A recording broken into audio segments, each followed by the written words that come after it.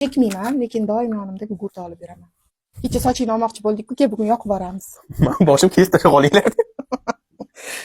Yo'q, o'g'lim, bu gugurt chaqasan va qo'lingda mana shunday yonib bo'lgunicha ushlaysan. Qani qayeriga yonguncha chidarkansan.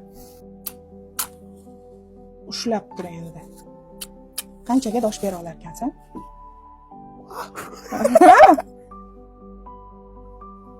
Dosh berish qiyin, barmoqlaringni uchi kuyadi. Uydan tashqarida qilayotgan ishlaringni men har doim bilmasligim mumkin. Lekin kim biladi? Buyuk Robbing doim ko'rib turadi. Har bir qadamingdan, har bir xatti harakatingdan xabardor va noma'lum amalingga bu narsa yozilib boriladi. O'sha mashhur sportchi Muhammad Alining gapi bor. Chekmayman, lekin doim yonimda gugurt olib yuraman. Uni yoqib ko'raman va qancha ushla olar ekanman deb kutib turaman. Uni otashiga dosh bera olmayman va o'zimga aytamanki, "Ey Ali, shu olovga dosh bera olmayapsan-ku, jahannam otashiga qanday chidaysan?" deb. Bu dunyoda kuysang, doktorlar davolab o'zingga keltirishi mumkin. To'g'ri, juda ko'p kuyish bo'lsa o'lim bilan tugashi mumkin, ammo olovni o'chirish mumkin-da bu dunyoda.